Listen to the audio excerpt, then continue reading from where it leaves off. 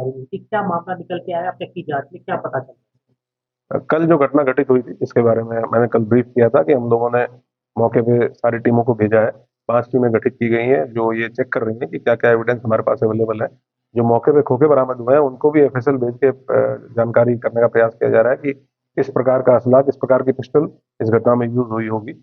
परिवार से भी मैंने अलग से बातचीत की है, उनकी उनकी अगर कोई आशंकाएं हैं उनके बारे में जानने के लिए। एक स्पीड ट्रैफिक के नेतृत्व में छठी टीम हम लोगों ने सीसीटीवी कैमरा के लिए लगाई है, क्योंकि वो एक बहुत महत्वपूर्ण एविडेंस हमारे पास है, जिसके माध्यम से जो ICCC का कंट्रोल रूम है और अन्य भी जो प्राइवेट लोगों के कैमरे लगे हुए हैं, हम लोगों के कैमरे लगे हुए हैं, उनसे महत्वपूर्ण फुटेज प्राप्त हो, ताकि जो वाहन यूज हुआ है और जो लोग घटना करने के लिए आए हैं उनके बारे में उनका हुलिया पता करने में हम लोगों को मदद मिल सके। उसी पे अभी सारी टीमें काम कर रही हैं। परिवार को हम लोगों ने सुरक्षा व्यवस्था उनकी सुनिश्चित की है। वहाँ पे एक आर्म गार्ड पुलिस लाइन से लगाई गई है, उनके साथ सुरक्षा कर्मी भी साथ में लगाए गए हैं। और ये 6 की 6 टीमें हैं, लगातार सीनियर ऑफिसर्स के द्वारा सुपरवाइज किया जा रहा है। और हम लोग उम्मीद कर रहे हैं कि जल्दी हम लोग घटना का अनावरण करें। घटना किस प्रकार से हुई, क्यों हुई, कौन लोग इसके पीछे थे, इसके बारे में विस्तृत जानकारी हम लोग निकाल पाएंगे जब घटना का अनावरण होगा और अपराधी पकड़े जाएंगे। उनसे डिटेल में पूछताछ की जाएगी।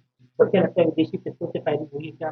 इस परिवार के फिरौती वसूलने की कहीं कोई बात निकल के सामने आई है? नहीं, इस प्रकार की कोई भी ना आशंका परिवार के द्वारा बताई गई है और ना ही इस प्रकार की कोई बात फिरौती से संबंधित किसी भी प्रकार की कोई बात अभी तक सामने नहीं आई है। जो वेपन यूज हुआ है उसके बारे में जरूर हम लोग FSL भेज के ये जानकारी करने की कोशिश कर रहे हैं, क्योंकि वहाँ लोकल लोगों के द्वारा 6-7 राउंड फायरिंग की बात बताई गई है।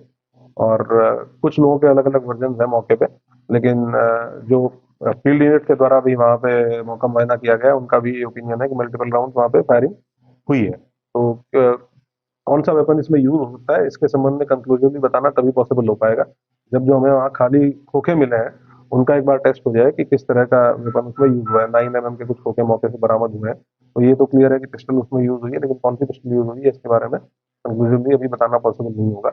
लेकिन महत्वपूर्ण क्लूज कुछ हम लोगों को मिले हैं। हम लोगों की जो साइबर सेल की टीम है वो भी इसमें लगी हुई है, सर्विलांस की टीम भी लगी हुई है। जो ICCC की कंट्रोल रूम की टीम है उसको भी स्पेशलाइज इसी काम के लिए लगाया गया है। तो उम्मीद है कि जल्दी हम लोग कुछ ना कुछ ऐसी लीड हम लोगों को मिलेगी जिसमें हम लोग घटना को वर्कआउट कर पाएंगे और कठोर कार्रवाई सुनिश्चित कर पाएंगे। सर, इससे पहले बताया जा रहा है कि एक दिन पहले ही फायरिंग के बाद लोगों ने वो उस घटना को सुबह जब लोग उठे थे, इतनी बातचीत हम लोगों के द्वारा लोकल लोगों से की गई, उसमें इन लोगों ने बताया कि जब ये सुबह उठे तो आपस में चर्चा हुई कि रात के टाइम पे कोई फायरिंग जैसी आवाज आई थी। तो उसको भी एस्टेब्लिश किया जा रहा है, उसको भी हम लोग क्योंकि CCTV फुटेज हमें लगभग सिर्फ घटना के समय का नहीं देखना है, उससे 72 घंटे पहले 72 घंटे बाद तक का भी हम लोगों को CCTV फुटेज देखना है कि कौन कौन लोग वहाँ आए या कौन कौन लोग उसके बाद आए, पहले कौन कौन आए। इसीलिए थोड़ा टाइम उस चीज में लग रहा है, CCTV फुटेज को देखने में लग रहा है।